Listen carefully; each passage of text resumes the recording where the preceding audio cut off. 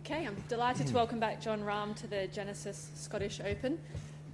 Jon, Rolex Series events, you've taken out that title 4 times, so you seem to perform and love it, but now as well, it's even special that it's a PGA Tour, DP World Tour co-sanctioned tournament this year for the first time. So just give us your thoughts on being back and really those two tours coming together as well. Yeah, selfishly, I can say that for somebody who plays both tours to have one event that counts not only as a start, but if you have a good showing, will count. We'll get points for both tours. It's a wonderful thing, you know.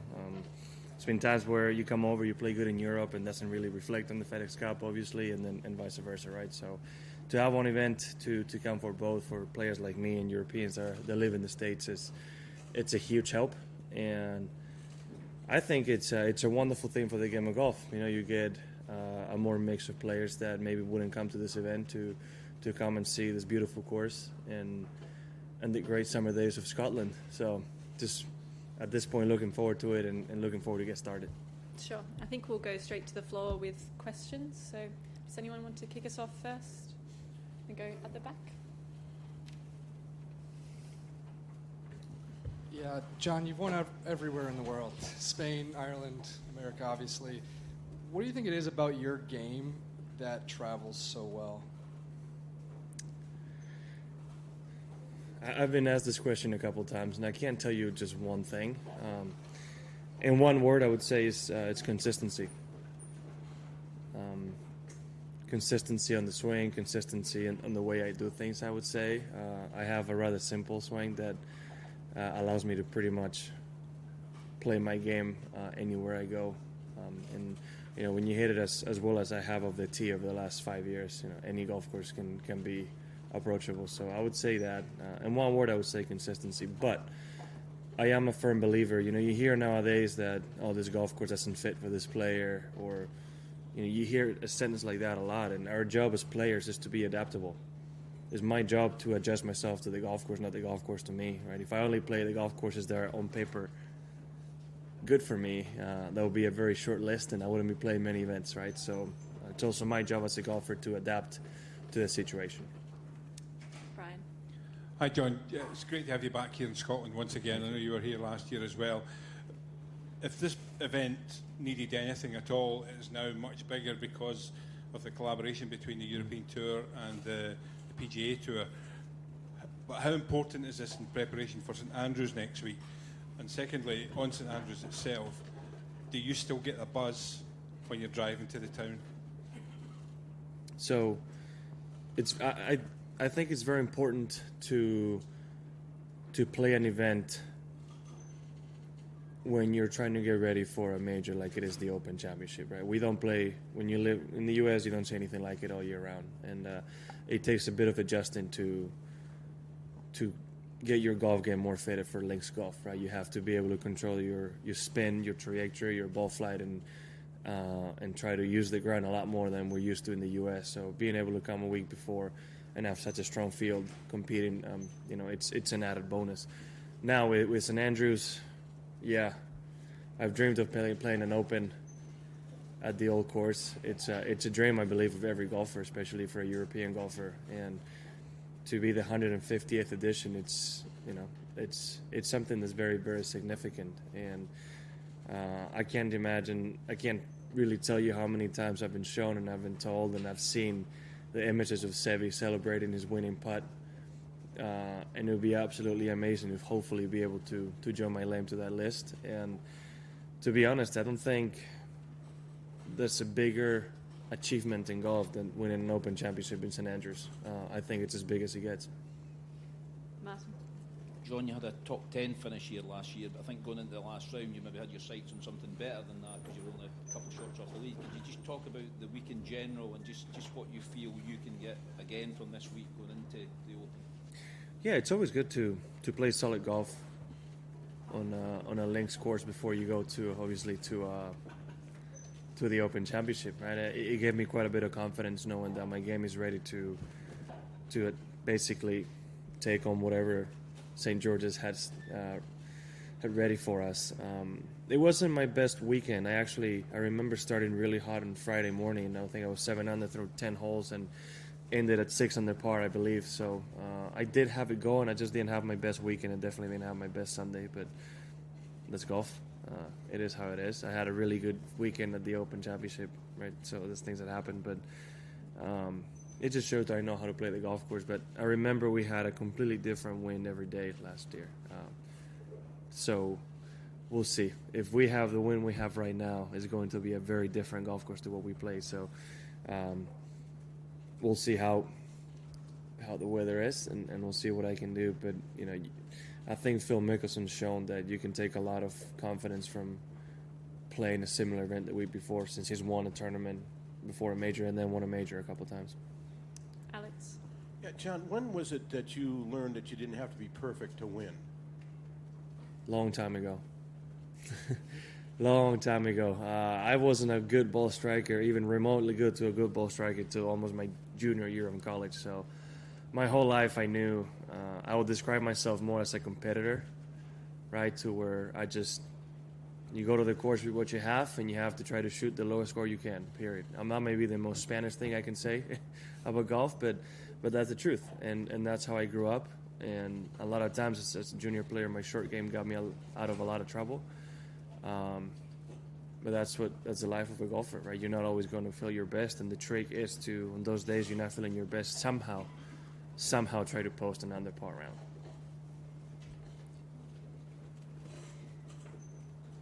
Any further questions? Is it Alistair? Hi, John. How has the presence of such a large American contingent in the field changed the dynamic for you? Is it a different tournament to what it was last year? Not really. No, it doesn't really change.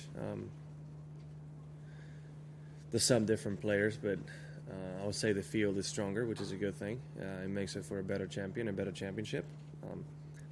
Venue is the same, right? So when the course is the same, it doesn't really change that much. And you know, for those guys who knew they were going to be coming over from the States, did many of them talk to you about it? Ask you about it? No. Nobody asked me one question, so. Phil? John, the inevitable live question. You can't escape. Every press conference has to have at least one. I thought I was going to for a second. How do you feel about the fact that there are 4 players who've been added to the field, having successfully appealed against their sanctions? Yeah, I found that out recently. The best way I can describe it is simply not my business, not my decision. So if they're allowed to play, they're allowed to play. Better competition. It is what it is. I truly don't know how or what really happened, so I don't know as much as I probably should to be able to answer the question. But again, I think what's important is that we have a great championship ahead, and I wouldn't let golf politics really dictate how good of a tournament this really is. The attitude from sort of Rory and Billy Horschel, who was in here yesterday, seems to be that... I haven't seen what they've said. I really don't know much about it. So I'm just about to tell you. That's good. Oh, sorry. Their attitude seems to be, well, yeah, if you want to go play live golf, then fine, go play, but then don't come back here and try to have your cake and eat it, as the phrase goes. Would you go along with that? Do you think if players are going to go, then go, but don't try and come back and play on the DP World Tour? I mean, again, it's not my decision. There's a lot of players that have been both members of European Tour and PGA Tour, so I think it wouldn't be too logical to expect to be able to play all 3 tours. I don't think that's just really going to happen. So yeah, I understand where they're coming from. European Tour and PGA Tour have done a wonderful job for so many years, and have given those players a great platform to make a living and play golf against the best fields in the world. So if they choose to leave to play a different tour, I wouldn't necessarily think they should be expecting to be welcome back. Joy? John, I'm from Dubai, and I know that you're sick and tired of coming and winning in Dubai, and not coming for the last couple of years. Is that going to change soon, or what will make you change your decision to come? Well, 1 year was COVID. I was not going to risk anything for that. And truthfully, Dubai is a tournament that I really love. My performance there has been great. Last year, I just physically and mentally I needed the break. We were new parents, to where I played so much golf that I wasn't able to exercise that role as a dad. And after the Ryder Cup and not seeing my child for a whole week that time, and going to Spain afterwards and not seeing them for 2 weeks, I just wanted to be home. And it got to a point where I'm really sorry for DP World, but spending an extra week with my family at home was more important. That was the main reason. But unless something happens, I do plan on going to Dubai this year. That if I qualify, I don't even know if I'm in the top 60 right now. But if I'm in, I'll be glad to go and play. Can we go to Alex and then we'll go to Doug?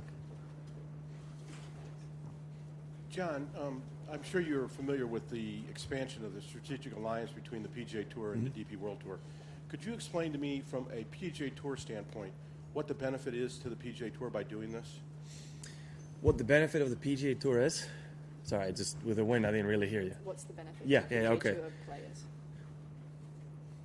I think it's more playing opportunities in that sense, right? If there's a player this is a perfect example of it. If it's a PGA Tour player that was also at the Open that wanted to play this week, now it's a clear path. I think this is the beginning of hopefully more than one that is a co-sanctioned event, and giving players a chance to come to Europe and play more golf, and almost having a more broad golf game or broad career, right?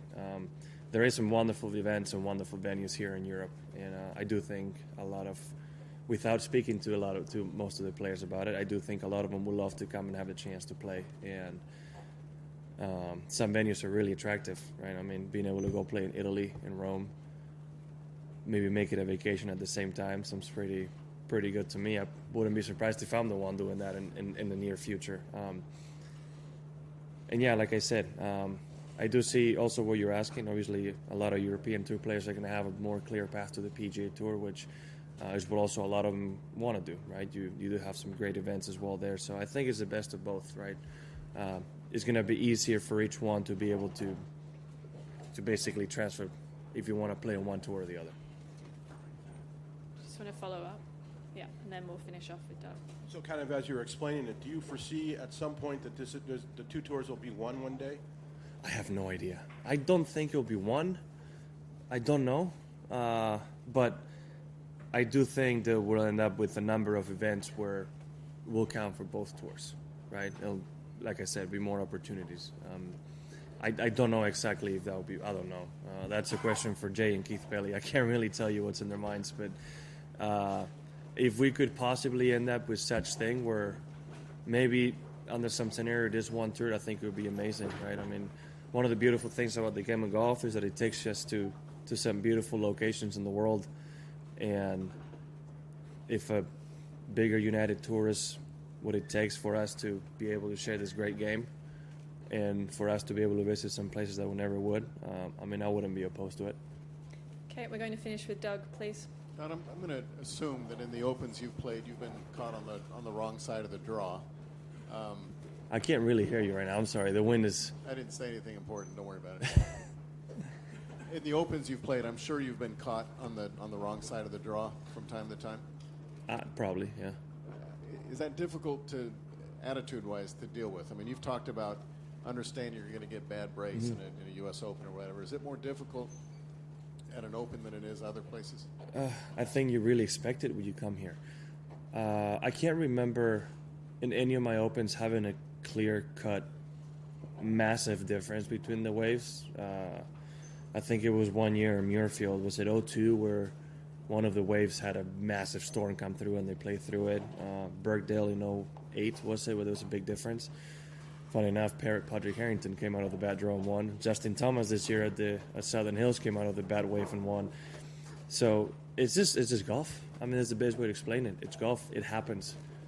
And there's been times where champions have come through that bad weather. So it's not impossible. It does make your job a little bit harder, but it's not impossible. And yeah, it's what it's expected. It happens. It happens in a lot of tournaments we play. There's always a difference between one wave to the next, but it can't happen out here where the difference is quite a few strokes, and it is what it is. I mean, I can't really as a player, you, like I said earlier, you have to adapt, and sometimes it's just out of your control and it's things that happens. And on that, John, thank you very much for your time this Thank you. week.